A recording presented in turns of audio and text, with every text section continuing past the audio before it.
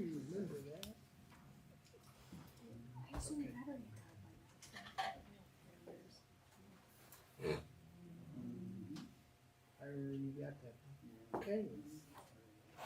This is 7 o'clock. All right, we've got 7 o'clock. Time for tonight's city council meeting. Call to order and roll call, please, Melissa. Elwick, Here. Hanson, Here. Pesinius, Here. Parmenter, Here. Raker, Here. Stark Mahut. Here, now if you'd all rise, please, and say the pledge of allegiance. I pledge Allegiance to the flag of the United States of America and to the republic for which it stands, one nation, under God, indivisible, with liberty and justice for all.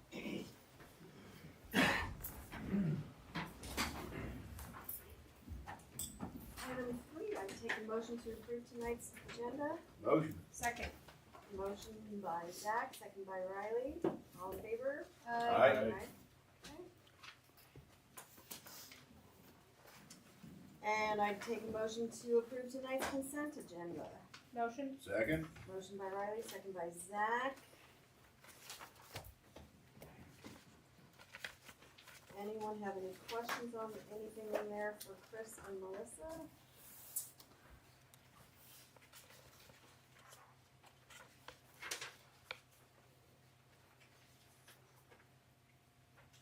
Is this on city invoices? Beg your pardon? Is this on city invoices? Yes. What's the embassy suites for $1,600? That would be me.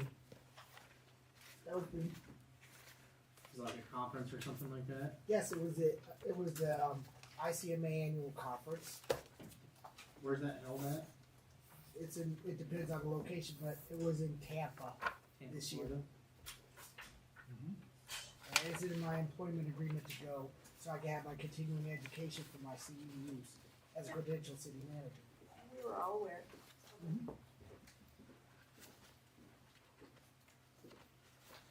Item E, Melissa, is that, Ellinger's? Yes. Ellinger?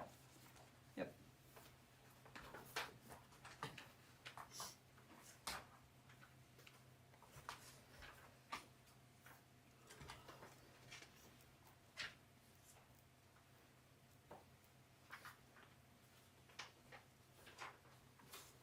You guys forming any questions?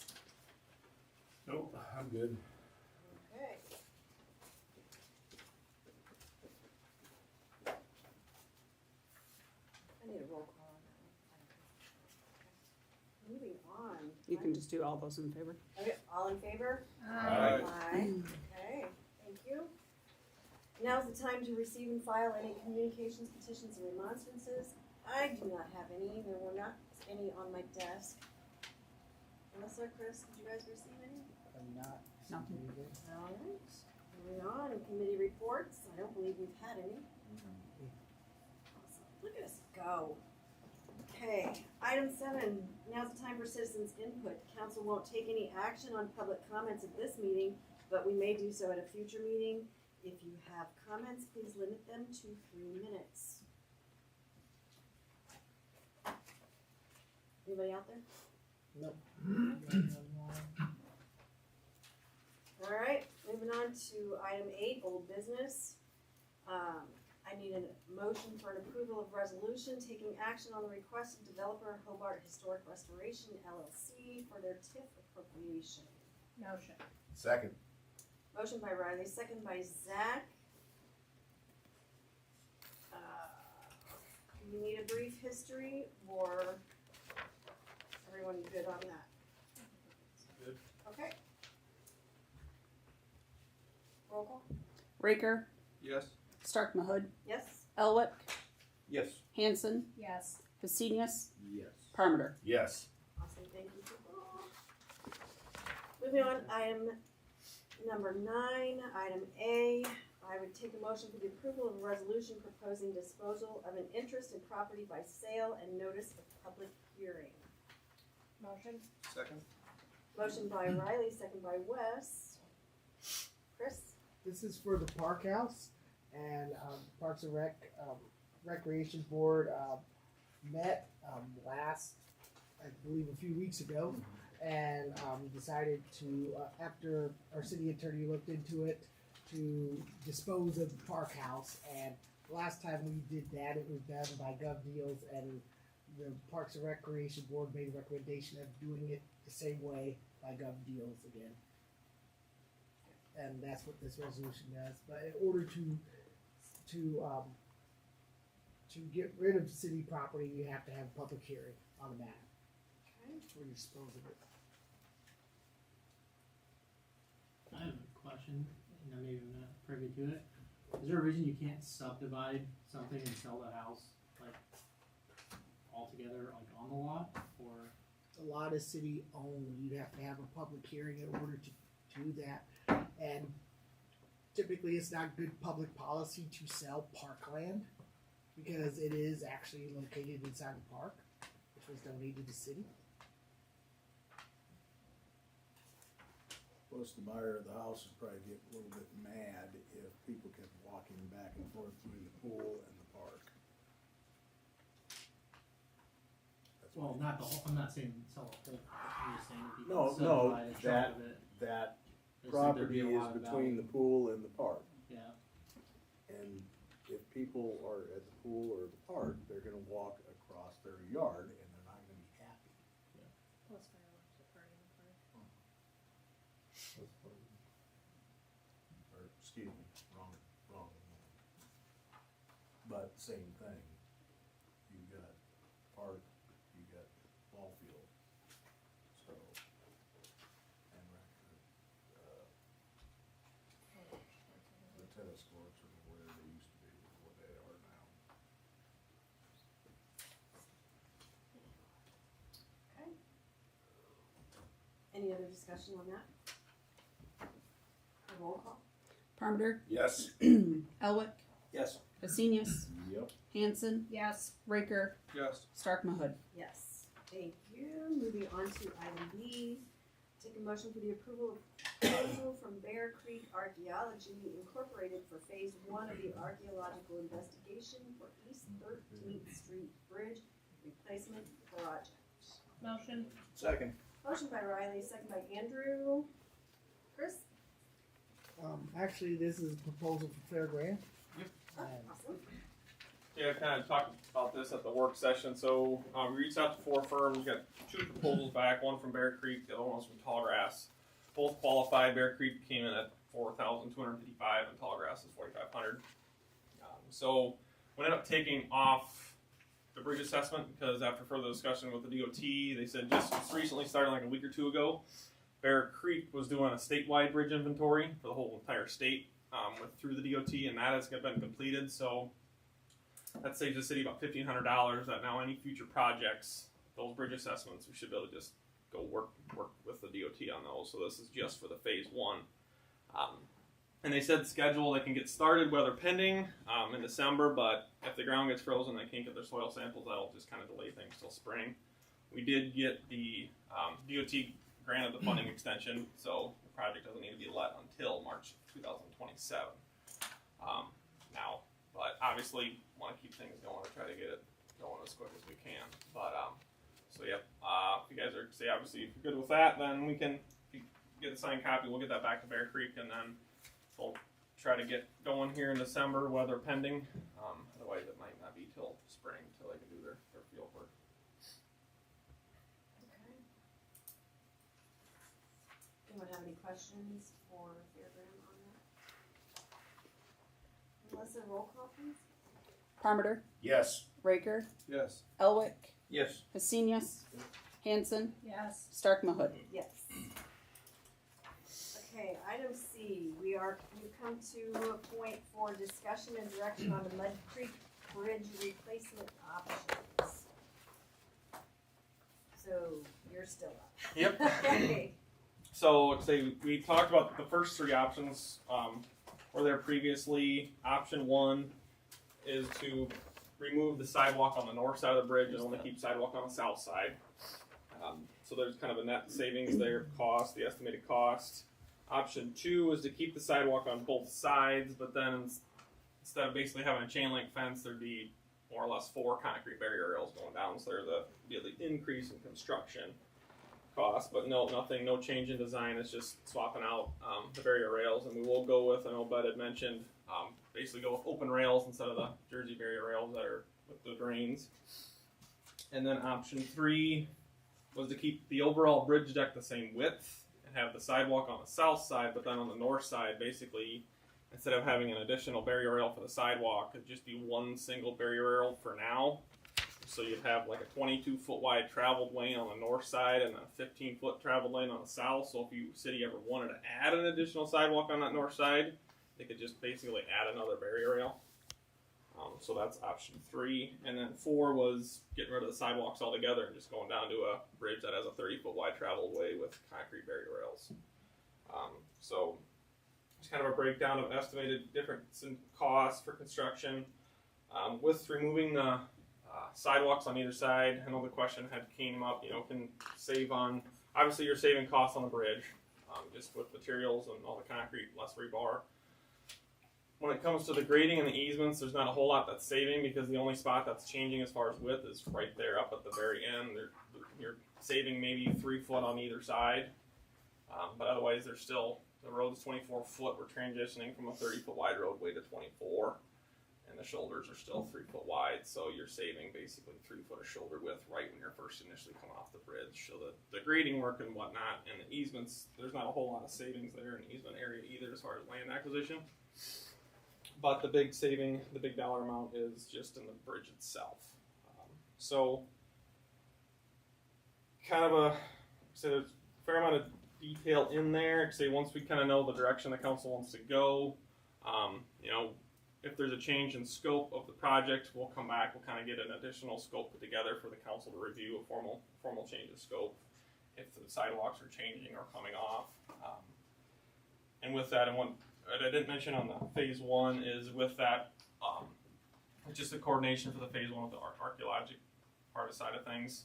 We'll work with the city. We'll just have them bill the city direct, but we can definitely assist with that coordination. And we can, if the council's willing, we could put an additional scope too at the time and material phase for that work specifically. So city staff kind of helps coordinate that, and we're not, we can be hands off or on as much as the city would like. But those are the 4 options. I guess if there's any more questions or if you want me to go into further detail, I can.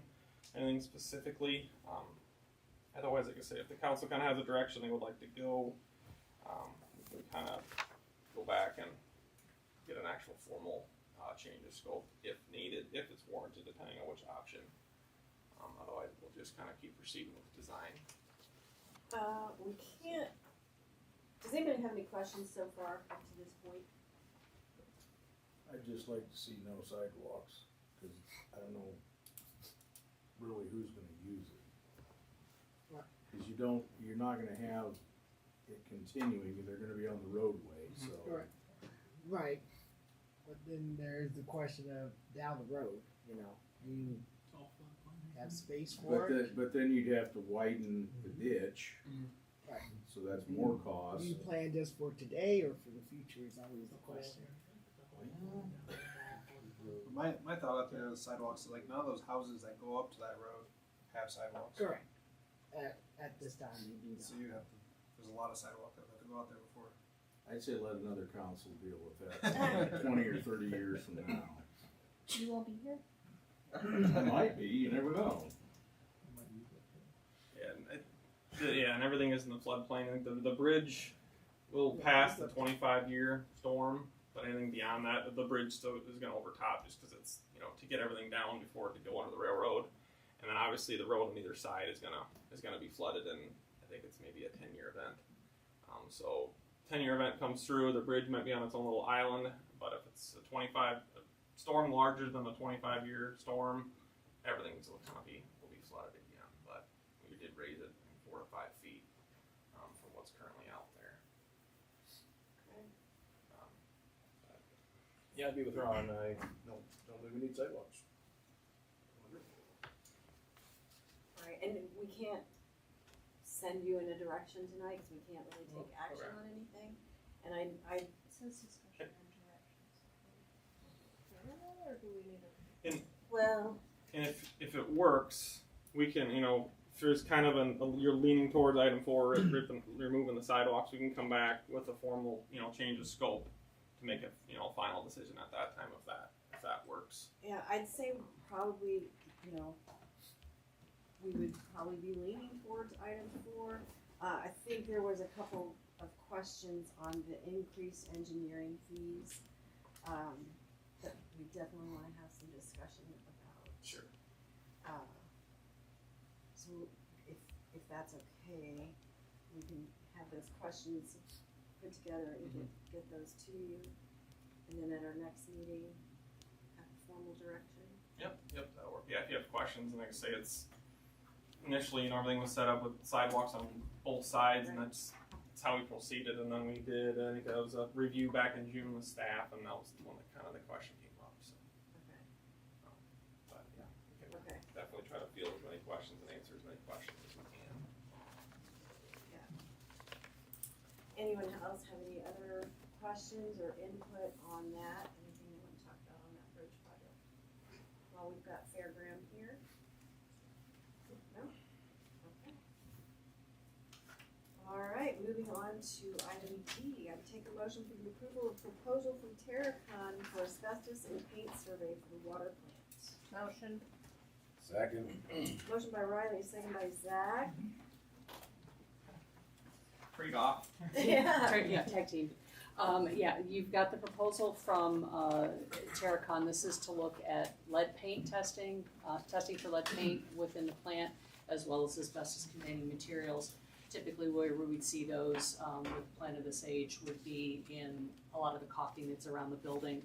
We're not dealing with any glass, but as we deal with removal of the equipment that's in there, the contractors are just asking for verification that none of the paint has lead. We don't anticipate it, and that none of the penetrations through the building have got asbestos in those materials. They're looking at 5 paint samples and 30 asbestos max at this point. Probably mix those up, and if they get in there and anticipate anything more, there's a per sampling cost additional on there. The nice thing is there's no insulation, which is where we typically see asbestos-containing material, so it's pretty cut and dried. And then when that comes back, we'll get the results, and should anything need to be abated, we help pull a proposal together for the city for that. But right now, I'm not anticipating any, knock on wood. How long does that usually take? They're anticipating getting out, the testing they can turn around in about a week once they get out. It's just be coordinated with Craig to get out there and get everything sampled. That was done, how many years ago was that done, Chris? On the water plant, Yeah, when they put the new tanks and everything on there. That was- 1998 was when that was prior to me. And that, I know that. Okay, I thought yeah. we got a date for it, but And also, that's also part of your funding. that's when, but that's when asbestos had already come in before that. Right, there's no documentation that Craig or the city can supply that there is nothing hot in the building. So that's why we have to do it. Okay. Nope, I've asked, and Craig is like, I noted he doesn't have any record of anything having been sampled out there. Well, It's been 28 years. yeah, but the asbestos thing came in before that. Right, That but there was we're no asbestos. we're dealing with penetrations that are from the original 75 building. And so, and we were still seeing asbestos and caulking compound through the 80s.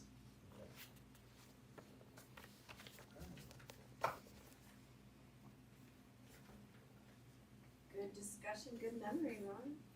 I was involved with it. Excellent. Any other questions? Roll call, please.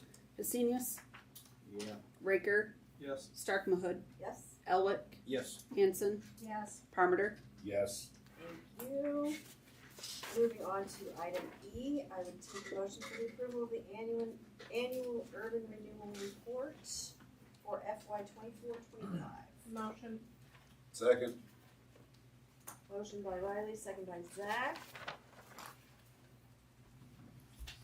anyone have questions on that for Chris or Melissa?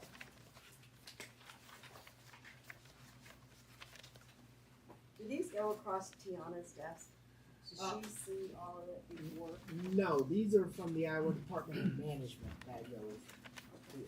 So it is the rearward, the urban renewal report is the rearward facing report that has to be done in order for you to start your budget process. So, and it looks at all of our TIFs and our TIF expenditures and reports it back to the state.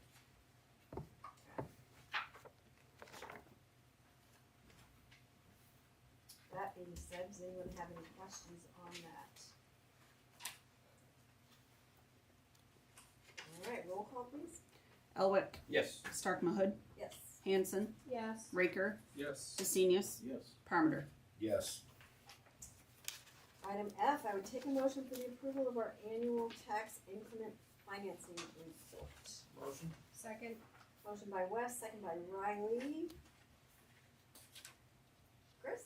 Yep, this is for your forward-facing tips. So tips for the upcoming budget year, and this is what's based off the calculation of our anticipated TIF revenue, which is split for Anderson Creek, which is a 36-64% split according to our development agreement that we have with the developers for this. So Sure we'll have more discussion on that as we get into the budgets. Oh, yeah. So, how TIF works. yeah, that's your favorite Exciting- topic. exciting world of TIF. We need a whiteboard. Gotta get that whiteboard out. Hey, there's nothing wrong. Well, Well, if no one else has any questions on that, I would take roll call please. Desenius, Yep. Parmenter, Yes. Hanson, Yes. Raker, Yes. Elwick, Yes. Stark Mahud. Yes. And now we are up to item G, time to set a date for a public hearing on the proposed contract documents and estimated costs for the water treatment plant improvement project. 7 p.m. December 22nd. Here. 7 p.m. December 22nd is the motion on the table. That work for everybody? Yep. All right. That work for you, Melissa? Beautiful. Perfect. Okay, moving down to item H. I don't know which one of you wants to do this one, the update on the length of service award program. Chris? Melissa? Robin, Melissa, Michael. Michael John, you wanna start? Sure. Does everyone have a copy of the criteria? Yes.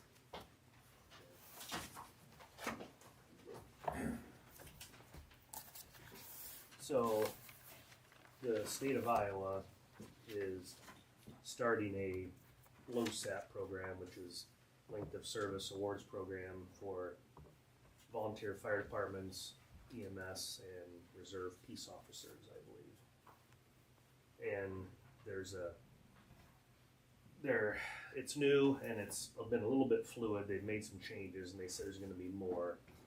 But basically, for any volunteer firefighter or of the other groups that make $5,000 or less a year, they're eligible to basically have their municipality don't put money into an account, an investment account, and up to $500 a year will qualify for matching funds from the state of Iowa. So basically they're incentivizing trying to recruit and retain volunteer firefighters. So it seems like a really good thing because up till now through my career, we've kind of done that and we've kept people on, but it seems like the trend is it's getting harder and harder and there's fewer and fewer who want to do that. And short of making it a paid department, this might be just a little bit of a carrot to give to somebody, because if you do some math, if the city were to fund it to the $500 a year, and if the state were to match it, that's $1,000 a year. So you get somebody, a young person, and say, stay on 20 years, 25 years, you got possibly 20, 25,000 if the funding stays where it's at. Plus, it'll go into a IRS qualified investment account, and so you take that, we can have a nice chunk of change. And so it's just a way, as they said, the state says it's a recruitment and retention kind of thing they're doing. So one of the rules is, and from the last webinar they had, is the fire departments are not in jump in if you see I'm making mistakes. Good. A fire department cannot contribute. It has to be the municipality that they are tied to, and I assume that could be an IRS type of a thing. Yeah, it's under 457 Yeah. F. There's Or E. E's and F's and there's different letters, but it's 457. Yep, I'm most familiar with B. So, as far as I know, it has to be the city that does it. So that's why you're getting us involved yet. Yes. Okay. Because as far as I know, we've never come and asked really for anything outside of a budget. But this is where we're asking. So and again, it's for younger members and future members, I would say, because at this time we have, I believe, 23 members on, and we'd sure like to have 25. And we've been down for probably at least 5 years. And so the pattern is gently on the way down. And so you take that out another 5-10 years as jobs seem to move, into bigger cities, and as people just seem to be a little bit less interested in doing these types of things, it gets harder to recruit. So for the future, like I said, right today, but when I'm off the department and they're looking for more people, because there's a handful in the next 5 years of going off, and when those people start to leave, it's going to get tougher, I believe.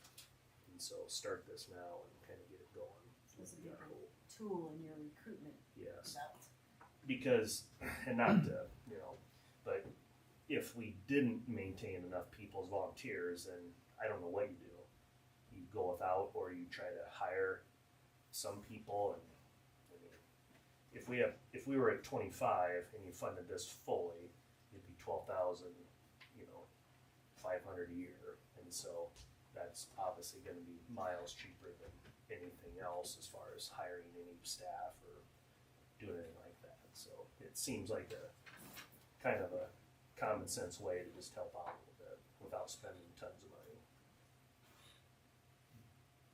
So I have a question. If you get a new member and he's here 5 years, and then he gets, Things change. he leaves. Yep. Where's that? That's an excellent question, council member. So between every municipality and every fire department, they have to set a vesting period, and so they kind of recommend between a 2, 5, and 10. Am I getting my numbers right? They kind of said most people go Yeah. a couple, 5 or 10. This kind of escape proofreading, we put in 5. It's not necessarily our decision to make. We just did that because that was our thought of 5 years. So after 5 years, it's their money. And before 5 years, they seem to think that it goes back into possibly Vinton's pool of money to be spread out among the other members. They thought they knew that answer at the webinar. So you got to make it 5 years to make it your money. So then they just get paid out then? Yep. Or As far, that's how I took it. Or No, if maybe they they could move leave to it. another town and go to another volunteer fire department. well, that's what were you Does it switch? were you thinking they could just leave it in their account? Okay. I mean, if at 5 years you become vested and you continue on, you're gonna keep adding and accruing and Right. But if they go to another town, It's a separate, another department, separate department. can they take that with them? No, No. Okay. separate department. And So if they just quit firefighting altogether, does it close out and go to them? I guess I didn't catch that from the webinar. Or do they have the option? I would think if they're vested, that they get it. Yeah, if they're vested 5 years, they get it. As far as, and I might be asking a dumb question, I've been known to do that. Could they leave it in? and leave it invested if they're not part of it anymore and not have any more contributions, but just say I want to leave it there for 10 more Under years? a 457, you would be able to. Okay. And it's all on a 457. It's always on a tax deferred status. Yes. So in other words, there's no taxes on it as long as it's in there. But if you leave and you take it out, that's when you take the hit on the taxes. So the IRS probably wouldn't care if you left it in, is what you're saying. Correct. Until you get to age of normal retirement age. Yeah. Either being 55 or some kind of rules like IPERS, like a rule of 88 or rule of 92, or 62 plus 3 years of service, and then 65 are the level scales. But you cannot have it in there past the age of 70 and a half. I don't think that'd be a problem. So the kind of our thought in bringing it to you tonight, because it's a grant, a matching grant from the state of Iowa, the city has to apply. The window for application is December 1st through the end of January. Okay. If there's a desire to move forward with something like this, the fire department needs to put together their criteria, which I think they have a good start on. I don't know if this is your final draft. We try to have it be.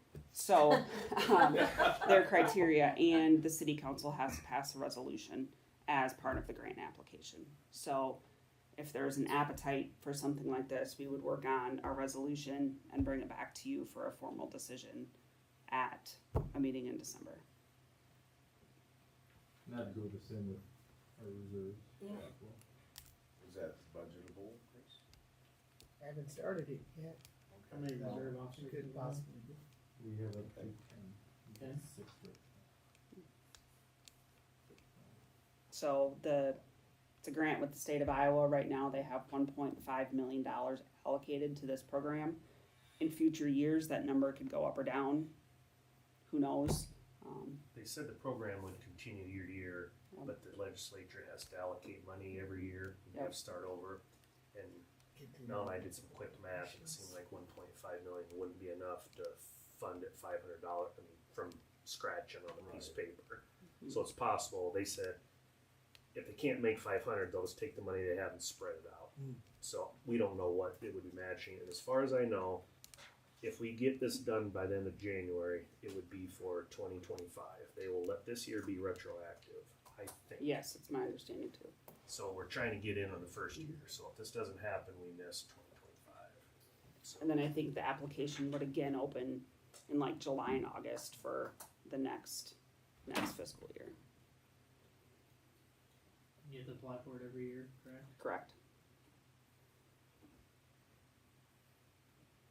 I think there's definitely an appetite for it then, from the city's standpoint. Well, Right. the other question I have is, okay, if the state doesn't fund it, or they cut their money Right. down, does that cut our contribution down? as far as I know, you would We'd still have. no, because you can put in as much as you want to. We would probably never ask for more than 500 because that's what would get matching funds from the state. But I don't know there's a cap on what the council can or the city can put in. I don't know if that's right, but Minimum of 500. yeah, I don't. Well, but I'm saying that Yeah. the state caps their matching funds at 500.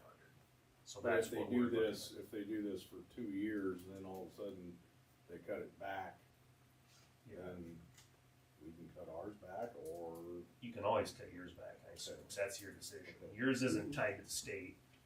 We're picking 500 based off what the state is. It just seems to make good sense to go Yeah. 5. no, I'm fine mean, with that. But I it's the just- council's decision this year and every year. right.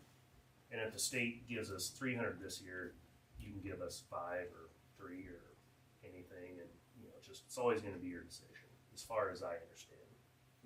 Is it an ordinance that you passed for this? Yes, or a resolution. It's a resolution. Resolution or an ordinance. Annually you pass it? Or is it, you pass the resolution one time? And The resolution is needed as part of the application process. I imagine it's a resolution of support for the program. the budgetary amounts would be talked about at budget every year and deciding Yep. how to go forward from there.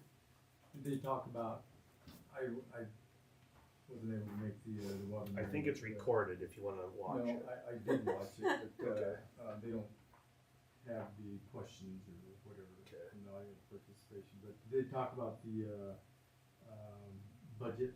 Like if your annual budget for your department Oh. is less than 100,000, Then it's 3-to-1 matching from the 3-to-1 state, matching, so like. but I think our budget's over that. Yeah. The LoSAP would pay 300, the city would pay 100. So, Yeah, it's a really good deal for a small department because I'm guessing small departments struggle more than we do. Right. You get out really in the sticks, and it's really hard to find people. and departments that are over 100,000, as far as the budget, it's a 1-to-1 match. Yep. And as far as I know, that is our budget, is over that, so. So the application period starts December 1st and goes through January? January 30th. Okay. So you need a resolution. The state kind of put everybody behind the 8 ball, trying to get 25 in, so that's what we're trying to do. We need that. So we can do that next meeting. Yeah. Well, I appreciate you coming and telling us I about this. appreciate you guys listening, because, again, for people like me, it's gonna be minimal. I mean, I won't turn it down, but for recruiting people and trying to serve the city going forward, I think it's another tool in the toolbox. Absolutely. Appreciate So, it. if no more questions, I'll get out of your hair. And we'll just see you at our next meeting, or Okay. whenever the resolution is ready. Okay, thank you. Thank you, Michael. And there is the recorded webinars if anybody wants to sit through some real exciting stuff. They It's said- really not that long. Yeah, the last one was 25 minutes. Yeah, it's not that long. Rod, we can forward it, or Melissa can forward it to you. So, on behalf of the fire department, thank you. Thank you very much, Michael John. You guys do not need to stay for the rest of our meeting. I should have let you know that before, Yeah. but now you're educated. Unless you're having fun. Do you have a private broker? Oh, on down to reports. Who wants to go first? By that IRS. Chris does? All right. Oh, we have a couple of things. One, got a letter today from the Steiner Associates about, Hobarts have passed their inspections. They're done with that, so it got sent to the city attorney now, and there'll be a resolution for you for the next meeting. Are you talking about inspections for J Avenue? For J Avenue. I Yep. watched Yep. that. Yeah. So a resolution for us to accept the street? Yes. Is what we're looking at? Based off the recommendation of Snyder Associates. And also, finally got set up with a water plant tour for Manchester. If anybody wishes to go, it'll be at 1:00 p.m. on Monday, December the 8th. So just let me know. Monday the 8th? Yep. Okay, can you send that in an email? Cause I'm not gonna come. Okay. That's I need right. to tour ours first. For volunteers. What? Ask Riley about it. She's been in there. Our water plant you have. I took you on a tour. Oh, yeah. My memory is shot. That's all I have. Scott, you wanna go next?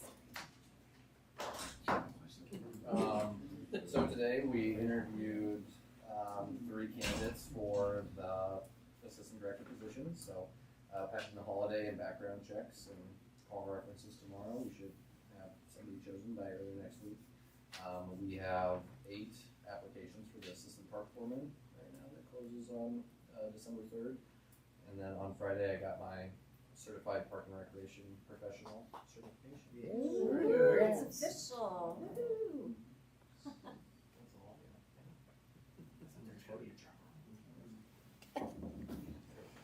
Thank you. Thanks, guys, appreciate it. Drive safe. Ted, you wanna go, or you want Melissa to go? I can go real quick. Okay. Maybe I should have had Melissa do it. I don't have anything, so Uh, it's all yours. Well, part of it's, I guess, as far as our building, just bring up to speed. We've been having some plumbing issues, correct, Melissa, for a few years now. Mhm. Um, think I'm gonna put out for bid for, getting our elbows from the toilets replaced.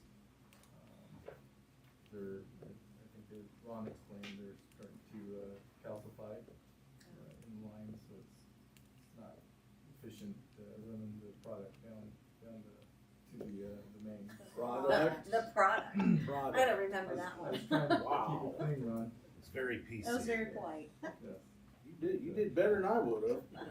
But at any rate, just bring up to speed on that, we'll be doing that. As far as the, code enforcement building inspector position, we've got roughly around 12 applicants. And so, there are a handful of, impressive, resumes, applications, so, I believe, the 5th is the deadline, so once we hit the deadline, then we'll keep forming our, committee, and we'll go through those and pick out the ones that we want to interview. As far as, what's going on day to day, me and Chris has been, keeping everything fluid anyway with the inspections and, Yeah, and, we're out on, how many of them today? 3? Yeah. We did 3 today, so. Okay, that's all I had. thank you. Melissa? Nothing? Nothing. Nothing? Nothing. Anybody have any questions for Melissa? One thing that is coming up, and I think moving forward, we're gonna try to impress upon council the importance of open meetings laws and rules. So there is an open meetings training, December 2nd. I realize it's short notice, from 5 to 6:30. Melissa has signed us up for it. It's okay if you can't be there. There's, like what Michael John was talking about, there's videos we can watch, right? Or webinars we can attend There'll be other opportunities. at a later date. But we are gonna start requiring this of council members, that each person takes the training and makes it official. So we can do it as a group on December 2nd from 5 to 6:30. Dakota, Melissa did some checking. If you would like to take that before you are official I've taken it. on council. It's actually good information, so I'll gladly sit through it again. So. Okay. So, and if you can't make it that night, we'll get you some other dates when it's available for you to watch and attend online. It is all of 90 minutes, so. Yeah, I'm sure. 5 o'clock ain't gonna work. So it fits into your bowling schedule. Yeah, there we go. Barely. Perfect. Barely. I don't think I have anything else. Thanksgiving, school break. I know Wes is excited about that. So, with all that, I would take a motion to adjourn. Motion. Motion by Zach, second by Riley.